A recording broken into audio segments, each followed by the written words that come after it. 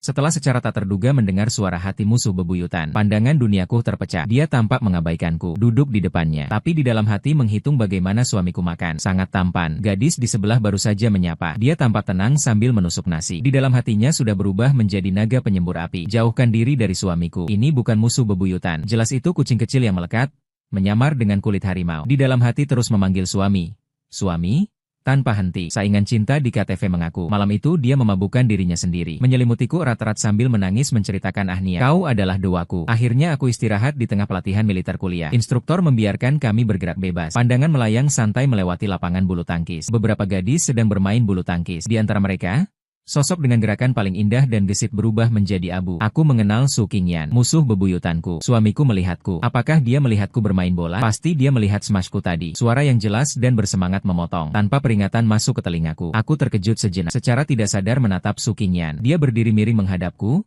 Baru saja mendapat 1 poin. Secara santai mengusap keringat di dahiku. Mulutnya tertutup rapat. Apakah ini halusinasi pendengaran? Garis otot perut yang baru-baru ini kupelajari seharusnya mulai terlihat. Mau tidak mengangkat pakaian untuk menunjukkan pada suamiku. Detik berikutnya melihat Su Qingyan tampak kepanasan tak tertahankan. Jari-jari panjangnya menggenggam kaos kamuflase. Gerakannya secara alami mengangkat ke atas. 1.1 potong pada. Garis otot perut yang jelas terlihat muncul. Berayun di bawah sinar matahari membuat mata pusing. Aku bingung. Dia pasti melihatnya. Kan, dia pasti melihat keringat beberapa hari ini tidak sia-sia. Aku benar-benar kebingungan. Bukan karena panas tubuh menghasilkan halusinasi. Suara ini jelas milik Su Qingyan, tapi dia tidak membuka mulut. Detik berikutnya, Su Qingyan berjalan ke arahku. Dia duduk tidak jauh dari sampingku, mengambil air di tanah dan mulai meminumnya. Air mengalir turun di leher. Entah kenapa terasa agak menyilaukan. Bagaimana mungkin tudung suara suamiku begitu seksi? Rasanya hanya disentuh ringan saja sudah bergetar. Sebuah hembusan panas meluncur ke dahi. Itu semua kata-kata buas. Aku marah. Dia sedang menggoda aku. Aku memutar kepala dan menatapnya. Su Qingyan, kamu sakit apa? Apa yang kamu katakan itu bahasa manusia? Su Qingyan tercekik oleh teriakan kerasku yang menampar wajahnya,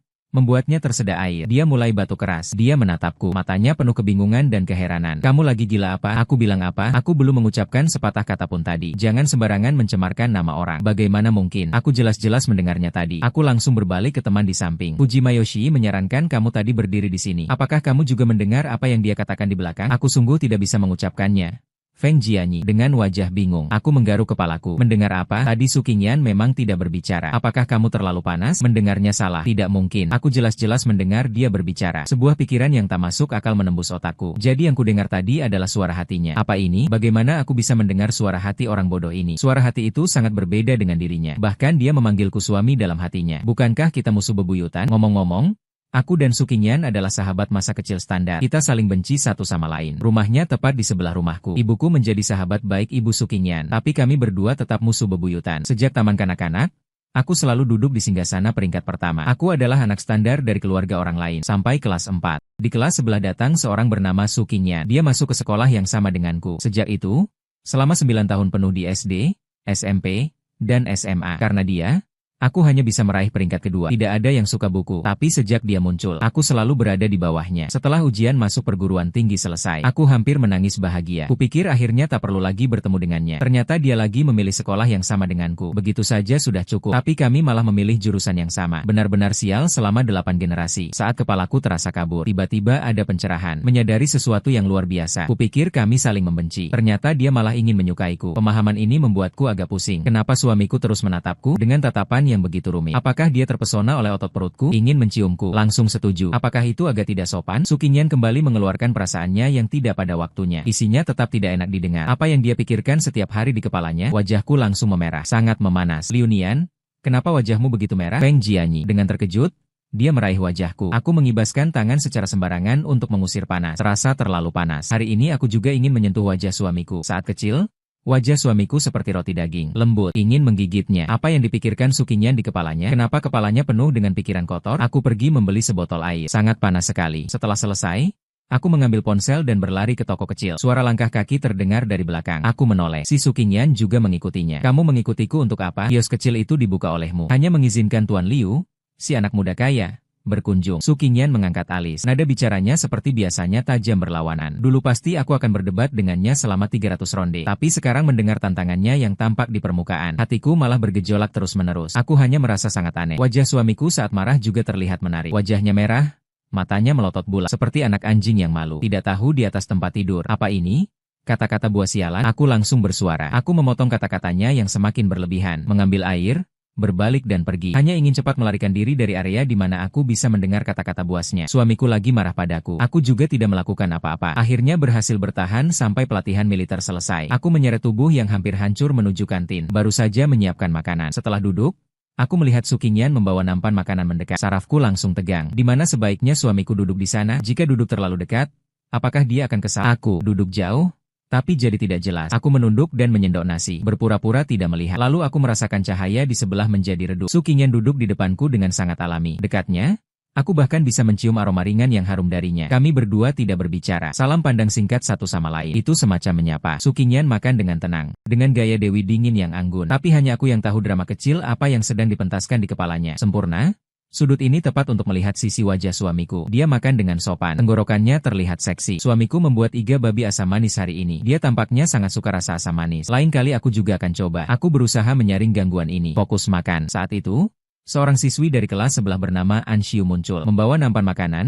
Ia berjalan mendekat. Apakah ada orang di sini? Anshiu tersenyum sambil menunjuk kursi kosong di sebelahku. Aku menggelengkan kepala, memberi isyarat tidak ada orang. Anshiu baru saja duduk, belum sempat membuka mulut untuk bersandar. Lagi dia. Kenapa dia selalu mencari ahnian dan tersenyum begitu ramah? Su Qingyan dengan suaranya yang baru, seperti kucing yang ekornya diinjak, bulunya langsung berdiri, penuh dengan permusuhan dan rasa tidak suka yang tak disembunyikan. Volume suaranya begitu keras, menyebabkan kepalaku sakit. Aku secara tidak sadar melirik Su Qingyan. Dia menundukkan kepalanya. Dengan wajah tanpa ekspresi, ia menusuk nasi di mangkuk dengan sumpit. Gerakannya agak berat. Sebuah tekanan rendah memancar darinya. Anshiu tidak menyadarinya. Mulai mengobrol denganku dengan sangat alami. Ada apa yang layak dibicarakan? Suamiku malah tersenyum padanya. Su Qingyan mengungkapkan perasaannya. Asamnya bisa mengasamkan mentimun. Dia belum pernah tersenyum seperti ini padaku. Aku memutar mata dalam hati. Kau terus-menerus menatap dengan wajah mati. Siapa yang bisa tersenyum dengan benar? Sore yang mengalir. Anshiu ingin melanjutkan pembicaraan. Suara, pung, tidak terlalu keras, namun terdengar sangat mendadak. Tepi nampan Su Qingyan tidak sengaja menabrak Anshiu pada mangkuk sup yang diletakkan di tepi meja. Mangkuk itu bergetar. Sisa setengah mangkuk kecil sup rumput laut dengan telur tumpah dengan tepat, membasahi ponsel Anshiu yang berada di samping. Aduh,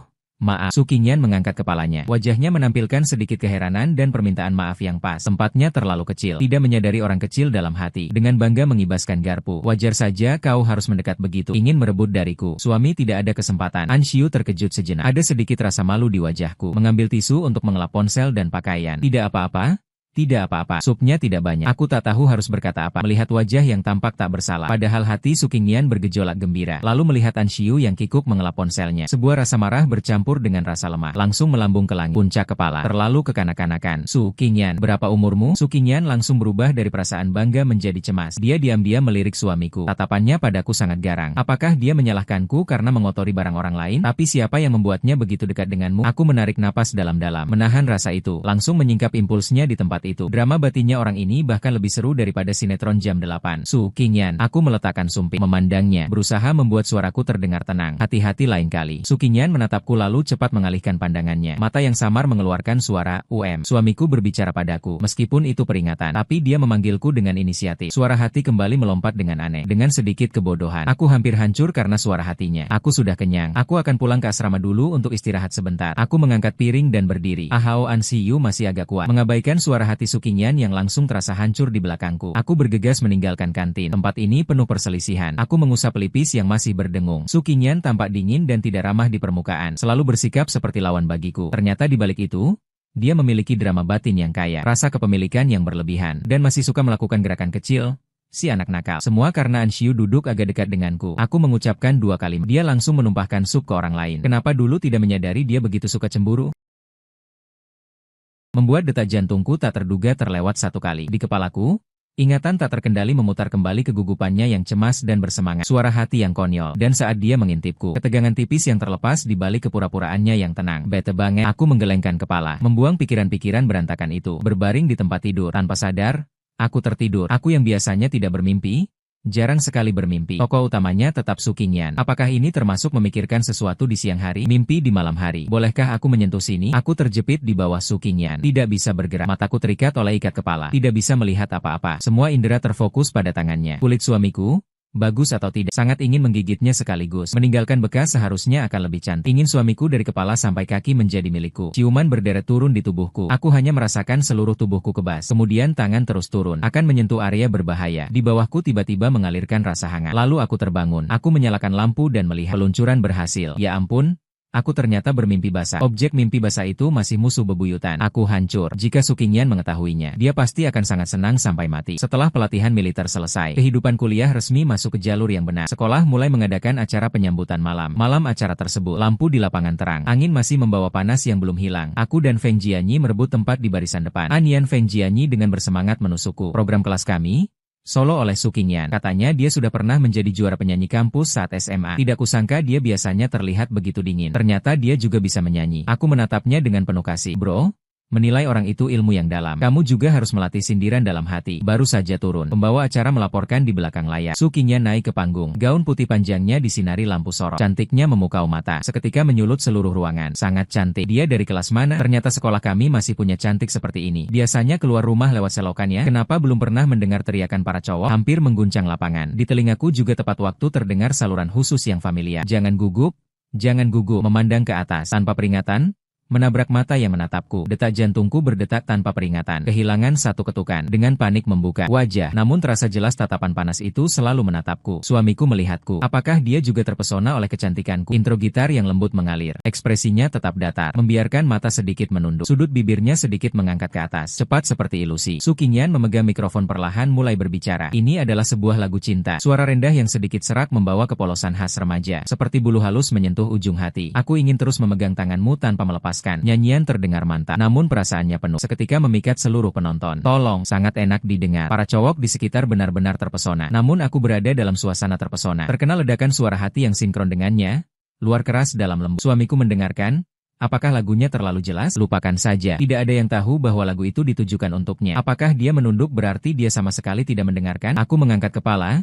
Suamiku melirikku. Hanya satu pandangan. Suara nyanyian penuh perasaan. Suara hati justru seperti kucing kecil yang gelisah dan menantikan. Secara tak terduga, aku mengangkat kepala. Cahaya panggung menyinari mata dia. Dan tatapan fokus itu seolah menembus kerumunan. Hanya jatuh pada diriku saja. Dadaku tiba-tiba terasa kencang. Seperti ada yang menggenggamnya. Aku hampir berantakan. Dengan cepat memutar wajah. Tak berani menonton lagi. Selesai. Sorakan dan teriakan hampir mengguncang langit malam. Anak laki-laki di sekitar berbisik-bisik. Ingin tahu siapa dia. Bahkan ada anak berani yang sudah duduk di jalan belakang panggung. Bersiap meminta kontak. Su Qingyan meletakkan mikrofon. Senyuman lembut saat bernyanyi di wajahnya menghilang seketika. Kembali pada sikap dingin dan acuh tak acuh biasanya. Dia belum berbicara, tapi aku duluan mendengar suara hatinya. Haruskah menambah? Kalau menambahnya, apakah suami akan salah paham? Kalau tidak menambah, apakah akan canggung dengan begitu banyak orang menatap pria ini? Tidak apa-apa, tidak boleh membuat suami salah paham. Maaf, aku sudah suka seseorang. Aku di barisan belakang menonton dia dengan sikap seolah-olah tidak ingin orang mendekat. Sudut bibirku tak bisa menahan diri. Sedikit terangkat. Lihat saja Su Qingyan menyisir kerumunan. Langsung berjalan ke arahku. Langkahnya tidak terlalu cepat, tapi membawa aura yang tak bisa diabaikan. Tujuannya jelas. Akhirnya dia berhenti dengan mantap di depanku. Dia menunduk sedikit. Nada bicaranya santai,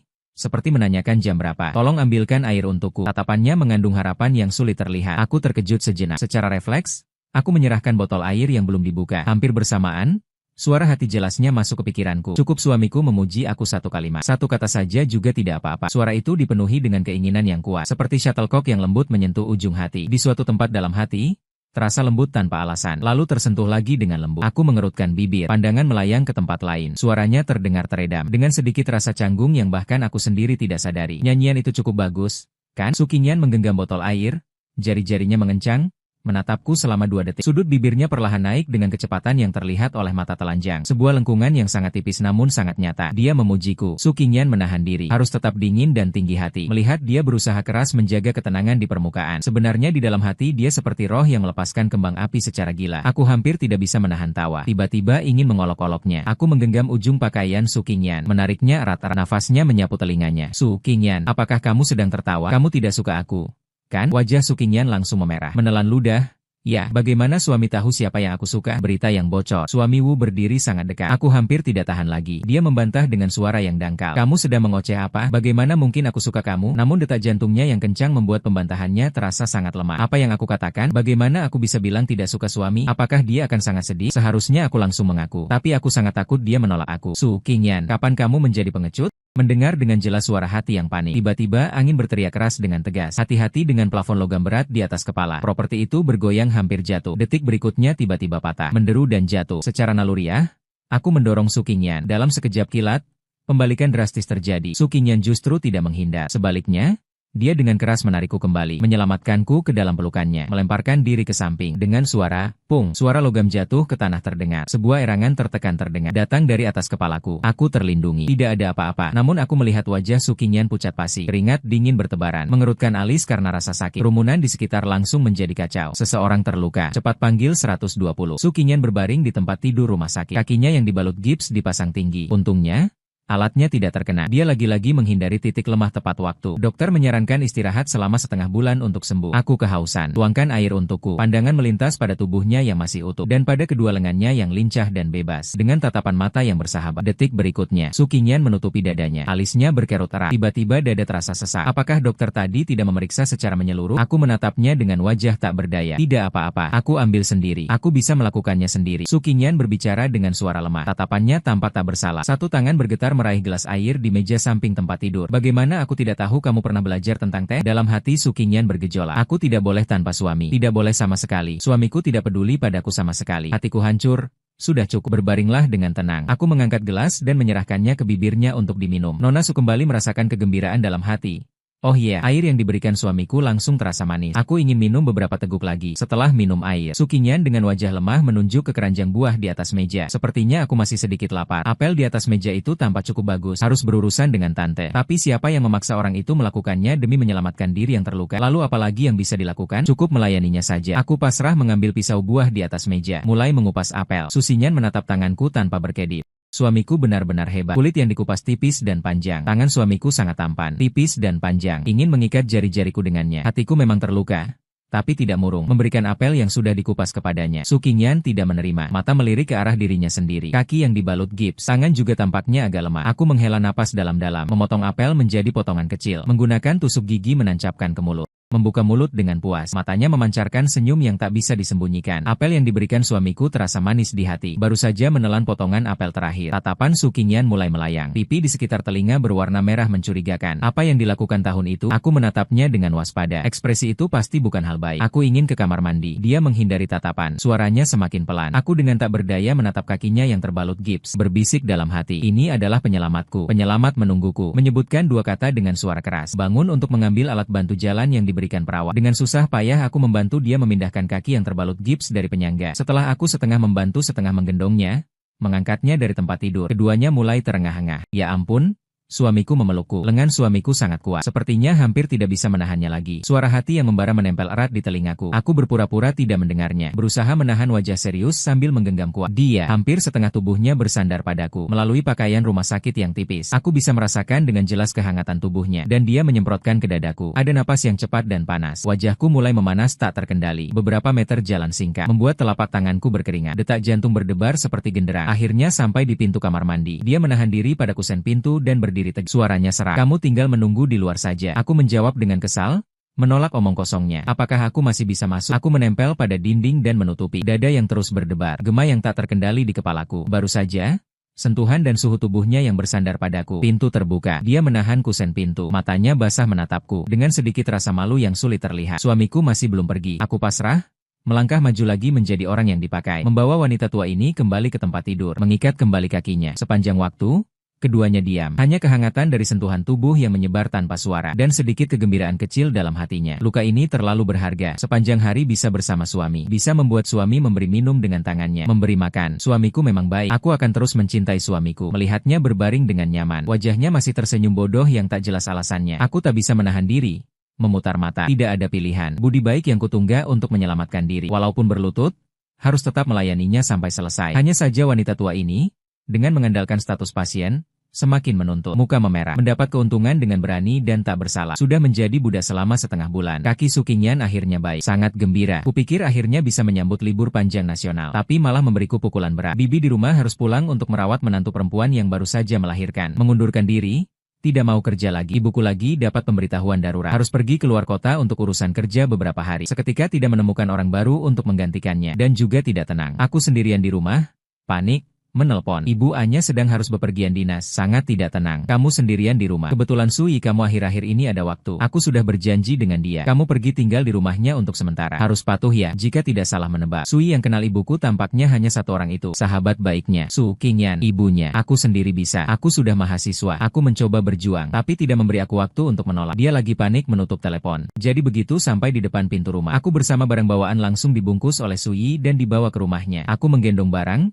Canggung berdiri di belakangnya. Sui memanggil 2 kali di ruang tamu. Tidak ada yang menjawab. Lalu dia membawaku ke sebuah kamar di atas. Ibumu sudah memberitahu aku sebelumnya. Kamu akan datang ke rumahku saat libur nasional. Ini kamar yang aku siapkan untukmu. Lihat. Suka tidak? Aku melihat segala yang kulihat berwarna merah. Kamarnya agak sesak. Suka. Terima kasih. Sui mengangguk puas. Biarkan aku istirahat dulu, merapikan barang, turun sendiri menyiapkan makan malam. Aku menaruh barang, bersiap untuk mandi, menyegarkan wajah, berjalan ke kamar mandi di ujung koridor. Tangan saya baru saja menyentuh gagang pintu. Lalu seseorang dengan keras mendorong dari dalam. Seluruh tubuh saya terbawa dan terjatuh ke belakang. Dalam sekejap kilat, sebuah tangan yang basah kuyup menarik pergelangan tangan saya, menarik saya ke depan. Namun karena inersia, wajah saya keras menabrak sebuah area yang hangat beruap air. Cahaya musim semi, bukan mimpi. Kan? Suara hati yang sangat terkejut dan kosong terdengar di kepalaku. Saya berdiri dengan cepat menatap Su Qingyan dengan wajah kebingungan yang sama. Rambutnya masih meneteskan air. Butir air mengalir turun di sepanjang rahang yang jelas, menetes di tulang selangka. Pandangan saya secara tidak sadar turun. Orang ini hanya memakai selembar handuk di seluruh tubuh. Jujur saja, tubuh Su Qingyan masih sangat bagus. Garis otot perut dan cahaya itu terasa aneh saat disentuh. Dia menunduk melihat apa yang saya lihat. Seluruh wajahnya bersama leher memerah-merah, hampir seperti meluncur. Kembali ke kamar mandi. Tidak lama kemudian, Su Qingyan sudah memakai pakaian dan keluar. Matanya melayang, tidak berani menatapku langsung. Suara juga menjadi kering. Bagaimana kamu bisa di sini? Aku bertanya-tanya. Apakah ibumu tidak memberitahumu? Aku harus tinggal di tempatmu untuk sementara. Su Qingyan canggung mengusap matanya. Kamu bilang siapa? Saya pikir itu anak teman ibuku. Pancuran di kamarku rusak. Keluar untuk mandi. Tidak mendengar kalian berbicara. Tolong, selesai? Selesai. Suamiku tidak akan mengira aku seorang sadis atau pencinta eksibisi. Kan? Pandangan saya secara tak sadar. Sekali lagi melirik cahaya tubuhnya yang dibungkus kaos. Secara objektif, tubuhnya cukup bagus. Suamiku memujiku. Aku mau ke Thailand. Kamu dulu keluar. Su Qingyan terbangun seperti dari mimpi. Berjalan keluar sambil menggerakkan tangan dan kaki bersama. Saat melintas berdekatan, mendengar suara hatinya. Sepertinya suami ingin menyentuh otot perutnya. Membuka pintu kamar mandi. Pandangan tanpa sengaja menyapu kotoran di sudut. Sekali melirik, ia melihat ada celana dalam boneka Barbie berwarna merah muda di dalamnya. Saya berteriak keluar. Su Qingyan, tidak menyangka kamu masih memiliki hati girly. Detik berikutnya, Su Qingyan bergegas masuk dengan tiba-tiba, mengambil celana dalam itu dan berlari keluar. Dengan cepat hanya meninggalkan bayangan sama. Saat turun untuk makan malam, Su Qingyan sudah mengganti pakaian baru. Rambutnya tampaknya juga sudah ditata dengan rapi. Duduk di sofa dengan pose yang sangat elegan sambil membaca buku. Jika bukan karena buku di tangan terbalik, seluruh pemandangan tetap menyenangkan dipandang. Kebetulan saat itu, Sui keluar dari dapur, melihat Su Qingyan dengan pakaian itu. Anakku, sudah begitu malam. Kamu masih mau keluar ya? Dengan siapa kamu kencan? Su Qingyan batuk beberapa kali. Bu, jangan asal bicara. Aku tidak ada kencan. Kalau suami salah paham nanti bagaimana? Kalau begitu kenapa kamu pakai pakaian yang begitu seksi? Su Qingyan merasa canggung. Bu, tolong jangan bicara lagi. Wajah Su Qingyan langsung memerah sampai leher. Aku diam-diam menahan tawa dalam hati. Itu pasti Sui. Pagi berikutnya, Su Qingyan sudah sejak pagi duduk di ruang tamu menunggu. Dengan pakaian itu, masih tetap ditata dengan rapi. Duduk di sofa dengan pose yang sangat elegan sambil membaca buku. Jika bukan karena buku di tangan terbalik, seluruh pemandangan tetap menyenangkan dipandang. Kebetulan saat itu, Sui keluar dari dapur, melihat Su Qingyan dengan pakaian itu. Anakku, sudah begitu malam. Kamu masih mau keluar ya? Dengan siapa kamu kencan? Kemarin saya melihat dia tertawa di sana. Saya melihatnya. Selain itu ada celana dalam boneka Barbie itu. Suamiku baru pindah masuk 1 hari. Wajahnya langsung memerah. Tidak ingin hidup lagi. Kenapa supermarket harus beli 1 dapat 1? Kenapa hadiah gratisnya tetap boneka Barbie berwarna merah muda? Saya menahan tawa. Dengan sengaja lambat-lambat mengambil sepotong roti panggang. Mengoleskan selai stroberi. Pandangan sekilas Su Qingyan menangkap warna merah muda yang mencolok itu. Tubuhnya jelas kaku sejenak. Kecepatan minum bubur menjadi lebih cepat. Hampir menancapkan wajah ke dalam mangkuk. Sengaja, dia pasti melakukannya dengan sengaja. Sui melihat saya lalu melihat putrinya dengan ekspresi bingung. Jadi katakanlah pelan-pelan saat minum. Jangan tersedak. Saudaraku Anian, selai stroberi ini dibuat sendiri oleh tante. Enak? Enak dan sangat manis. Saya sengaja melihat Su Qingyan tersenyum sambil mengunyah gigitan besar. Su Qingyan melirik saya dengan cepat. Menelan ludah. Sudut mulut suami terkena selai stroberi. Ingin menjilat? Saya tetap diam. Su Qingyan, kamu memang pervert. Pada hari keempat liburan, ketika bosan hampir sampai membusuk, beberapa teman sekelas mengusulkan untuk keluar bermain bersama. Saya tanpa ragu langsung setuju. Su Qingyan demi berada bersama saya, juga pergi bersama. Untuk menghindari kesalahpahaman teman, saya dan Su Qingyan berjalan terpisah. Saat kami tiba, KTV sudah memulai sesi kedua. Setengah jalan menyanyi, seseorang mengusulkan bermain truth or dare. Botol diputar beberapa kali. Suasana semakin seru. Kali ini botol mengarah ke Anshiu saat pelatihan militer. Adegan ketika Su Qingyan tidak sengaja menumpahkan sup di kantin. Truth atau dare? Teman lain tertawa dan bertanya kepada Anshiu, mendorong kacamata di wajahnya. Katanya saya pilih dare. Kemudian seseorang menarik sebuah kartu. Great Sage. Dari set kartu. Apakah ada orang di antara yang hadir yang kamu suka? Sekitar langsung terdengar sorakan. Dia terdiam sejenak. Saat menjawab, dia menatapku dengan kebingungan, menyebut ada kodok. Seluruh ruangan langsung memanas. Siapa kodok itu? Suasana sudah sampai di sini. Harus mengungkapkan perasaan. Anshiu menarik napas dalam-dalam. Mata yang bersinar menatapku. Wajahnya menampakkan keberanian yang luar biasa. Beberapa teman lain yang tahu saling mengedipkan mata. Dengan ekspresi menantikan drama. Aku benar-benar kebingungan. Secara tidak sadar, aku menatap Su Qingyan di samping. Su Qingyan duduk di sana. Wajahnya tanpa ekspresi. Mengangkat gelas di depannya. Miringkan kepala dan menenggak seluruh minuman di dalamnya. Suara yang menahan amarah terdengar di kepalaku. Mengaku? Dia juga pantas, suamiku milikku. Apa arti dia bagiku? Apakah suamiku akan menyetujuinya? Jari yang diletakkan di bawah meja memucat sampai putih. Sorakan di sekitar semakin pelan. Anshiu berjalan ke depanku di tengah sorakan. Wajahnya memerah, namun tatapannya bersinar. Waktu yang berlalu. Aku suka kamu. Sejak pelatihan militer, aku sudah memperhatikanmu. Maukah kamu memberi aku kesempatan? Semua mata tertuju padaku. Termasuk Su Qingyan di sebelah yang memancarkan tekanan rendah. Aku jelas mendengar hatinya mengaum gila. Tolak dia, cepat tolak dia. Suamiku memohon padamu. Aku menenangkan diri, bangkit berdiri, berbicara dengan sopan dan jelas kepada Anshiu. Anshiu, terima kasih atas perasaanmu. Tapi aku sudah memiliki orang yang kusukai. Cahaya di mata Anshiu langsung pudar. Ada rasa canggung dan kehilangan. Begitu ya? Tidak apa-apa. Aku yang terlalu mendadak. Maaf. Suara sorakan berubah menjadi keluhan penuh penyesalan dan penghiburan. Suara Anshiu. Su Qingyan mendengar penolakanku. Jari yang memegang gelas anggur tampak sedikit melonggar. Namun sesaat berikutnya rasa tidak adil dan kepahitan yang lebih menggelora muncul. Seperti tsunami melanda hatinya. Apakah suamiku punya orang yang disukainya? Siapa yang bukan aku? Kalau bukan aku, siapa itu? Lalu aku ini apa? Sangat tidak nyaman. Hati terasa sesak dan gelisah. Dia tidak lagi menatap aku. Hanya diam-diam minum alkohol. Mengurung diri dalam dunia kecil yang dingin, penuh rasa tidak adil dan kemarahan. Paruh kedua setelah pertemuan, Su Qingyan hampir tidak lagi berbicara. Saat acara selesai, langkah kakinya sudah agak melayang. Aku tersandung sambil keluar. Aku cepat mengejarnya, menopang satu lengannya. Su Qingyan, pelan-pelan ya. Tubuhnya kaku sejenak, tidak mendorong. Aku kembali ke rumah dalam diam, membantu dia kembali ke kamar. Di bawah cahaya redup kamar, Su Qingyan menundukkan kepala, rambut menutupi matanya. Seluruh tubuhnya memancarkan bau alkohol yang kuat dan semacam tetesan yang tak terlukiskan. Su Qingyan, kamu terlalu banyak minum. Pergi mandi dulu. Aku belum selesai berbicara. Dia tiba-tiba bergerak dengan kekuatan yang tak dapat ditolak, memelukku erat-erat. Wajahnya menempel di dadaku, nafas yang panas dengan bau alkohol yang kuat menyemprot ke dadaku. Dia mengangkat kepala, sepasang mata yang biasanya dingin atau menyimpan senyum, saat ini penuh dengan rasa tidak adil yang tak bisa diluapkan dan rasa cemburu yang pekat tak terurai. Kamu milikku, tidak boleh disentuh orang lain. Jangan biarkan orang lain menilai secara keliru. Menyukai orang lain sangat tidak nyaman. Nian, jangan tinggalkan aku. Jangan suka orang itu. Aku pasti 10.000 kali lebih baik darinya. Lihat aku. Aku benar-benar sangat menyukaimu. Sangat suka sampai hampir gila. Tubuhnya bergetar sedikit. Suhu tubuh yang panas menghanguskan aku lewat pakaian tipis. Hatiku dipenuhi oleh emosi yang sekaligus asam dan lembut. Orang ini selalu terlihat dingin di luar. Namun saat ini ia seperti kucing kecil yang ditinggalkan. Dengan cara paling canggung ia mengungkapkan cinta yang tak bisa diucapkan. Dan ketakutan akan kehilangan. Aku menghela napas. Tidak ada perjuangan. Sebaliknya, aku mengangkat tangan dan lembut memeluk pinggangnya yang kurus. Tangan lain menepuk punggungnya dengan menenangkan. Seperti menenangkan anak yang sedang marah. Mengerti? Mengerti. Aku melunak. Suara itu berbisik di telinganya. Dengan rasa tak berdaya dan memanjakan. Tidak ada yang merebutmu. Aku di sini. Tubuhnya yang tegang sedikit melonggar. Namun lengan yang memelukku masih erat. Kepalanya menggosok di dadaku. Mengeluarkan bunyi yang sama. Sebagai desahan kepuasan. Atau seperti keluhan yang tersakiti. Suamiku? Jangan pergi, kau milikku. Melihat matanya yang tertutup rapat, tangan secara tak sadar menyentuh alisnya yang berkerut. Hatiku masih di sana, karena pelukannya berdenyut kencang. Sejak mendengar suara hati Su Qingyan, aku terus memikirkan satu pertanyaan. Apakah aku suka Su Qingyan? Dulu hubungan kami sebenarnya tidak begitu buruk. Setiap kali dia menjadi yang pertama, aku hanya punya satu pikiran, yaitu aku harus berusaha lebih keras, agar pada kesempatan berikutnya aku melampauinya. Kapan itu? Kapan hubungan kami mulai memburuk? Mungkin karena sejak kecil Su Qingyan memang terlalu mengundang untuk dipukul. Dia dulu kecilnya selalu menangis. Ibunya saat itu sering bepergian untuk urusan kerja. Jadi dia sering dititipkan di rumahku untuk bermain bersamaku. Setiap kali Su Qingyan menangis, ibuku mengira itu karena aku mengganggunya. Karena hal itu, Dulu aku sering dapat pukulan. Aku juga menyombongkan kepintaranku, sering memamerkan diri di depanku, berdiri sombong seolah-olah punya 2,58 juta. Tapi sejak dia pindah ke sini, kami tidak pernah berpisah lagi. Aku pikir kami berdua adalah musuh bebuyutan. Tapi seringkali justru Sukinyan yang selalu di sisiku. Aku tidak pernah membayangkan kami akan berpisah. Tidak bisa membayangkannya. Kehidupan tanpa kehadiran Sukinyan di sisiku. Beberapa hari belakangan ini kebingungan itu tiba-tiba menemukan jawabannya. Sukinyan terbangun karena serangan sakit kepala hebat dan dahaga yang menyiksa. Dia mengerutkan alis,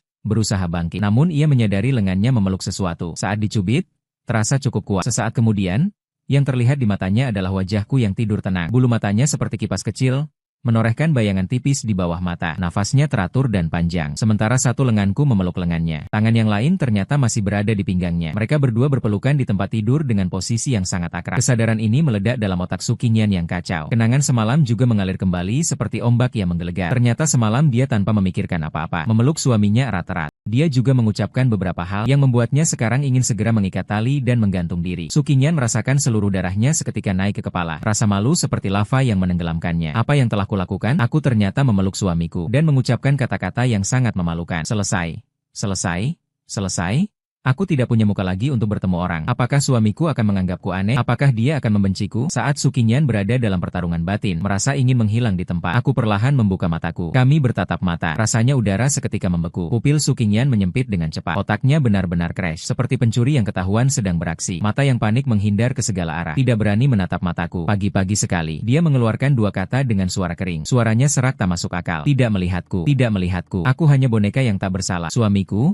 Tolong jangan sebutkan. Semalam aku memohon, biarkan aku menghilang. Segera, langsung. Aku baru saja bangun tidur, mata masih agak bingung. Tapi melihat Sukinyan dengan ekspresi malu, marah, ingin mati. Keluhan yang terpendam semalam dan pelukan yang panas muncul jelas dalam ingatanku seketika. Melihat wajahnya yang memerah dan tatapan yang menghindar, setan kecil dalam hati mulai bangun. Aku perlahan bangkit duduk, meregangkan badan, lalu dengan sengaja mengusap lengan dan pinggangku seolah tidak sengaja. Berbisik pelan, sepertinya semalam ada sesuatu yang menekan aku sepanjang malam. Lengan terasa agak kebas, pinggang juga agak sakit. Sukinyan terkejut. Dia langsung kaku, mengeluarkan permintaan maaf pelan dari mulutnya. Maaf, aku terlalu banyak minum, lebih baik mati saja. Serius? Tidak akan minum lagi. Semua salahkan si An Siyu. Untung suamiku menolak dia. Tapi suamiku sepertinya menyebutkan siapa orang yang dia suka. Sukinyan ragu-ragu menatapku. Hatiku masih bimbang. Haruskah aku menanyakan siapa orang itu? Haruskah aku bertanya? Kalau bukan aku, bagaimana? Tidak bisa menerima kalau orang yang disukainya bukan aku. Aku melihatnya dan pandangannya bersilangan. Dia hampir berbicara. Aku memotongnya dulu. Sukinyan, aku suka kamu. Mari kita bersama. Pupil Sukinyan bergetar. Seluruh tubuhnya terpaku menatapku. Aku tidak mungkin sedang bermimpi. Kan? Suamiku bilang dia suka aku. Haruskah aku setuju? Kalau setuju, harus bilang apa? Apakah dia sedang mengerjai sesuatu? Kalau ternyata dia menipuku, bagaimana? Sudahlah, tidak peduli lagi. Bahkan kalau itu cuma lelucon, aku tetap terima. Aku pasti ingin bersama suamiku. Wajah cantik Sukinyan memerah. Aku bahkan bisa mendengar detak jantungku yang berdebar keras. Aku setuju. Tunggu sampai aku selesai bersih-bersih dan keluar. Aku menemukan Sukinyan sudah tidak di tempat tidur. Aroma makanan menguar di ruang tamu. Aku berjalan ke sana. Sukinyan sedang membelakangi aku. Dengan panik menggoreng telur. Mendengar suara langkah kaki, Sukinyan menoleh.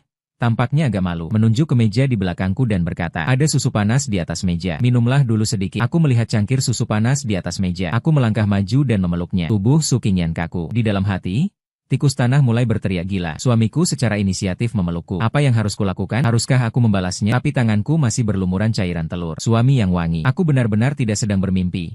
Kan? Mendengarkan hatinya. Hatiku terasa manis. Setelah melepaskannya, aku mengangkat susu di meja dan meneguknya. Lihat aku selesai minum. Sukinyan mengulurkan tangan dan menunjuk sudut mulutnya. Ada yang menempel di sini. Ingin menjilat. Aku mengulurkan tangan dan mengelapnya. Tapi tetap tidak mengelap. Tempat yang dia tunjuk, aku tidak bisa melihatnya. Tolong bantu aku mengelapnya. Sukinyan patuh berjalan mendekat. Baru saja hendak mengangkat tangan untuk mengelap. Aku malah menarik bajunya ke bawah, meninggalkan bekas ciuman di bibirnya. Sukinyan di kehidupan sebelumnya pasti adalah seekor marmot. Hatiku kembali mulai berteriak. Saat sarapan, pandangan Suyi beralih bolak-balik antara aku dan Sukinyan. Sepertinya dia melihat sesuatu. Kalian berdua ada apa ini? Aku melihat Sukinyan. Tapi ternyata dia hanya menatapku sambil tersenyum bodoh. Aku batuk ringan. Dengan sedikit malu, aku berkata, Suyi, aku dan Sukinyan sudah bersama. Suamiku bilang aku sudah bersama dia. Aku pasti wanita paling bahagia di dunia ini. Suyi menatapku dengan terkejut. Lalu dia tertawa riang sambil bertepuk tangan. Ibuku dan Suyi sejak kecil berharap aku bersama Sukinyan. Sayangnya saat itu aku dan Sukinyan adalah musuh bebuyutan. Dia mengeluarkan ponsel dan langsung menelepon ibuku. Yu King, Anian sudah bersama King Lian dari keluarga kami. Benar? Aku memang bilang mereka berdua pasti akan bersama suatu hari. Setelah mereka berdua menikah, kita bisa pindah tinggal bersama. Iya? Tidak perlu khawatir soal hubungan ibu mertua dan menantu. Aku dan Su Qingyan tak tahu harus berkata apa. Malam itu, Su Qingyan bilang ada urusan untukku. Dia menyuruhku pergi ke kamarnya mencarinya. Saat aku pergi, dia sedang mandi di kamar. Aku berkeliling kamar dia, lalu melihat ada sebuah buku di atas meja berjudul 10.000 Cara Membuat Pria Jatuh Cinta Padamu. Pria biasanya suka wanita yang tampak dingin. Semakin kamu bersikap dingin, semakin dia tidak bisa menahan diri terhadapmu. Jika kamu menyukai seseorang, kamu harus terus-menerus menentangnya. Barulah kamu bisa menarik perhatiannya. Buku sampah apa ini mengajarkan Su Qingyan hal-hal kacau yang tidak masuk akal. Nanti aku akan minta Su Qingyan membakar buku-buku itu. Aku menatap buku itu dengan rasa bosan. Pintu kamar mandi terbuka. Seperti sebelumnya, Su Qingyan hanya membungkus diri dengan satu handuk mandi. Aku menatapnya lurus. Tanpa sadar, aku menelan sesuatu. Sepertinya dia lebih cantik sedikit dibandingkan terakhir kali. Ternyata buku itu tidak sepenuhnya tidak berguna. Su Qingyan tampak tenang di luar. Sebenarnya hatiku berdebar-debar. Aku juga tidak tahu apakah suamiku puas dengan bagian intim dan garis otot perutku. Aku melambaikan tangan kepadanya. Su Qingyan, datanglah. Su Qingyan, bisakah kamu lebih menahan diri sedikit? Tatapan matamu. Betisnya perlahan-lahan bergeser mendekat. Aku menengadah menatapnya. Tangan melingkari pinggangnya. Su Qingyan, aku ingin menyentuh bagian intimmu. Su Qingyan menatapku dan mengangguk. Hatiku tak sabar. Namun di wajah harus tetap berpura-pura tak ada cara lain. Sentuh. Sentuh? Suamiku? Kamu boleh menyentuh di mana saja. Cepatlah. Masih ada garis otot perut. Aku sudah berlatih selama ini. Semua ini untuk kamu sentuh. Aku tanpa ragu menyentuhnya. Harus kuakui, sensasinya sangat menyenangkan. Tak kusangka pertama kali menyentuh bagian intim dalam hidup ternyata milik Su Qingyan. Dia mengeluarkan satu desahan dalam. Sudah cukup disentuh? Apakah sekarang giliran aku? Aku belum sempat bereaksi. Su Qingyan langsung menekan ke bawah. Tangan perlahan meluncur ke bawah. Aku tak sengaja menegangkan tubuhku. Su Qingyan mencium daun telingaku. Jangan takut. Dia terus mencium sepanjang sisi wajah hingga ke bibirku. Kemudian bibir hangat menempel bersama, saling menggosok. Ujung lidah mengikuti bentuk bibir. Aku hampir tak berani bernapas. Hanya bisa membiarkan dia menaklukkan segala. Namun dia mencium lebih dalam, seolah ingin menelan aku hingga ke dalam perut. Detak jantung yang keras terdengar sangat jelas saat ini. Setelah bersama Su Qingyan, aku semakin jarang mendengar suara hatinya. Namun aku sangat bersyukur pernah memiliki kemampuan membaca pikiran. Dia membuatku tahu, di dunia ini ada seseorang yang selalu mencintaiku dengan murni dan bersemangat. Satu-satunya penyesalan adalah waktu kami saling mengerti satu sama lain agak terlambat. Namun kami akan menemani satu sama lain menempuh jalan yang lebih jauh dan lebih panjang. Selesai.